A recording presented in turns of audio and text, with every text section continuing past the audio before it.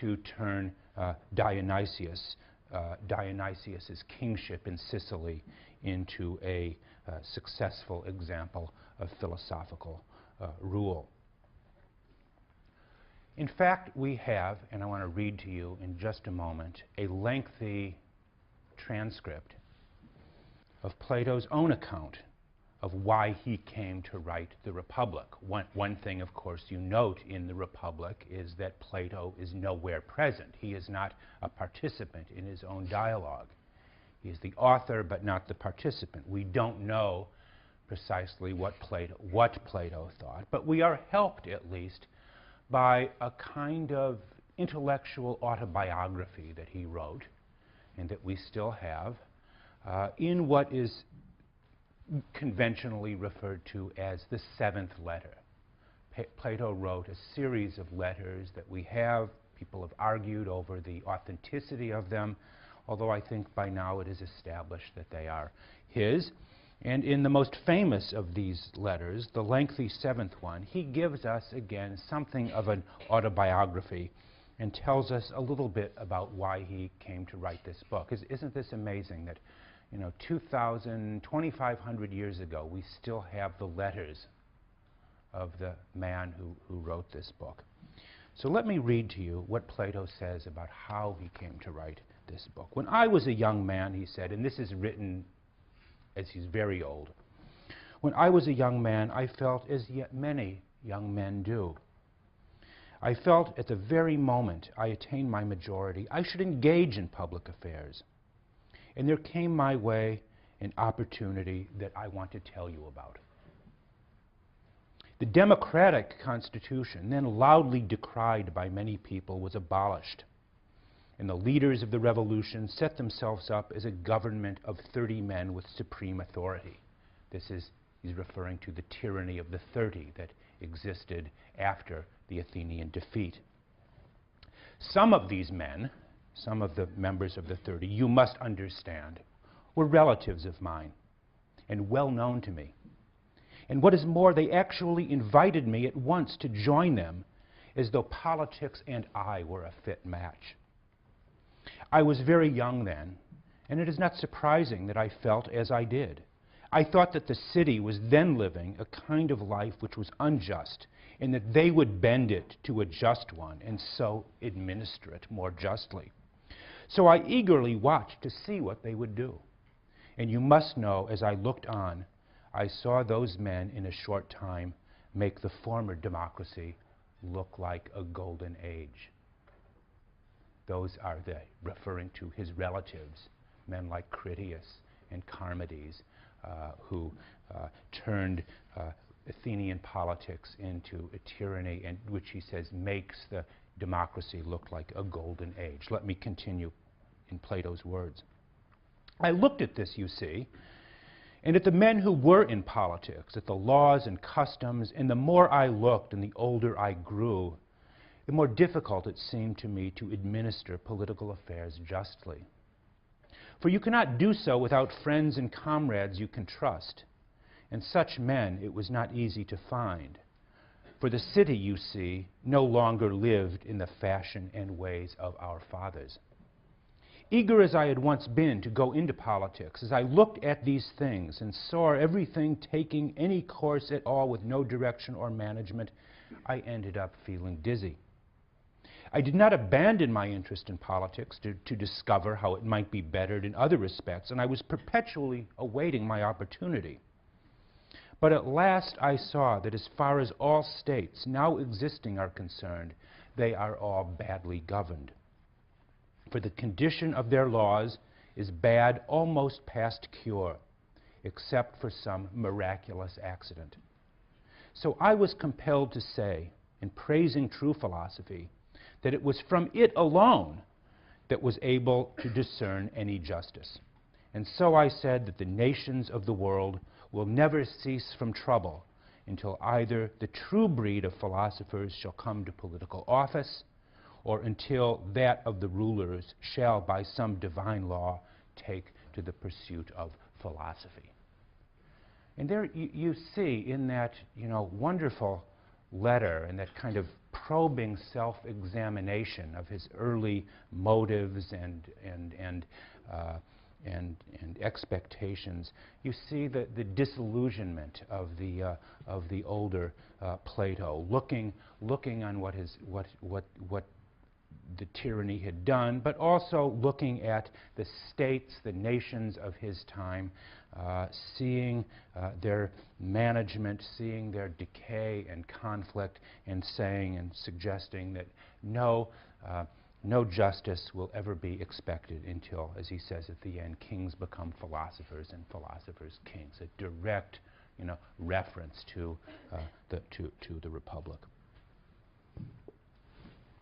This little autobiography, he goes on at considerably greater length, I should say, but this provides a kind of introduction, as it were, to the Republic. We have in Plato's own words here, the way he viewed politics and his reasons for his political philosophy.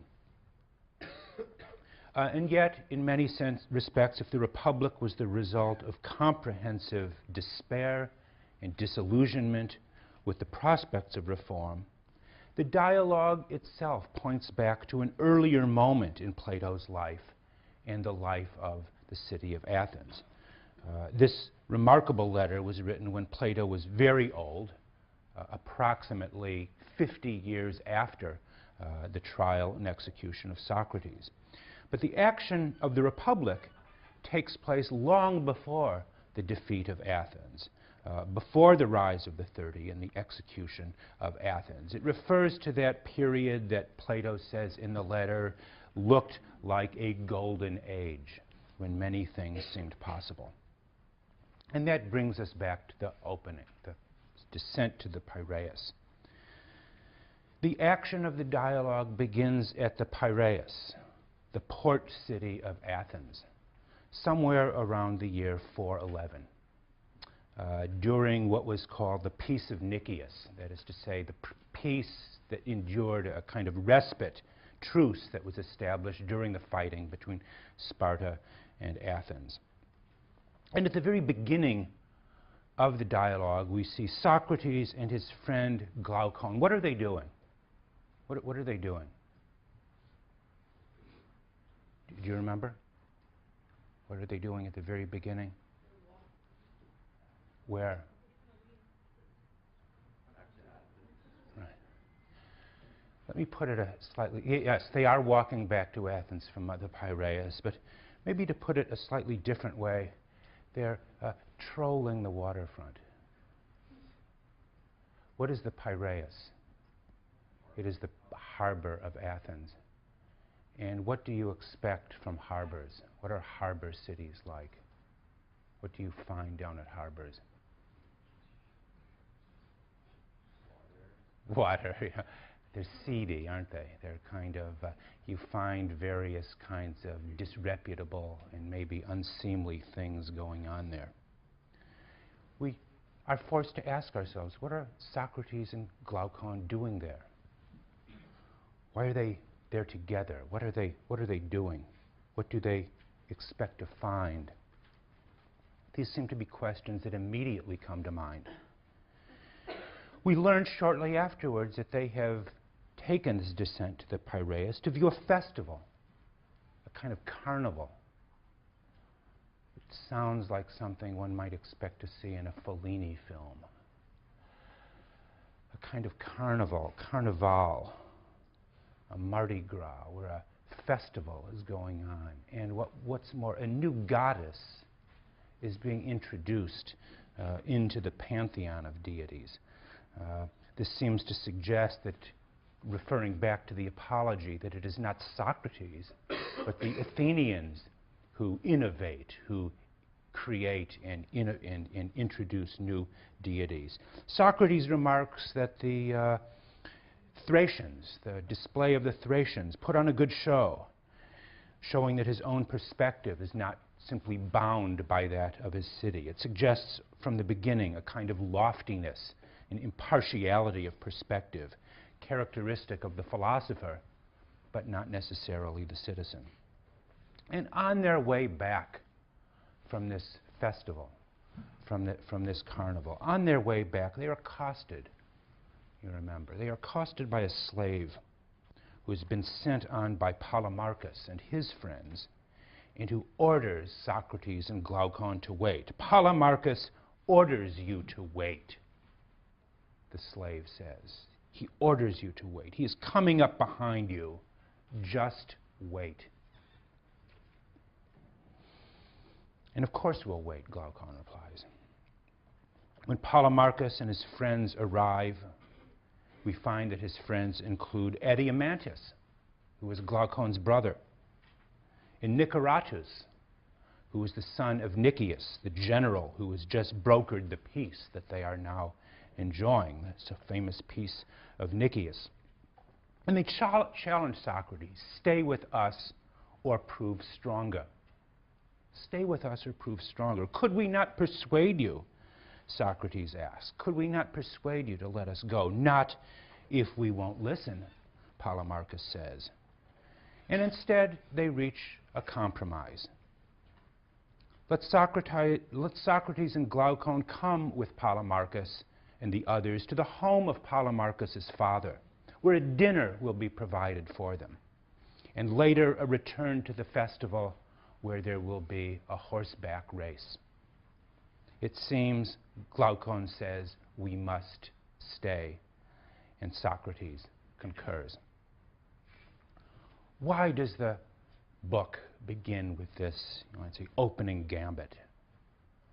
Is it simply a ruse to get the reader's attention in some sense, or to kind of rope you in with some promise of what's to follow? Already from the very opening lines, we see in this a clue to the theme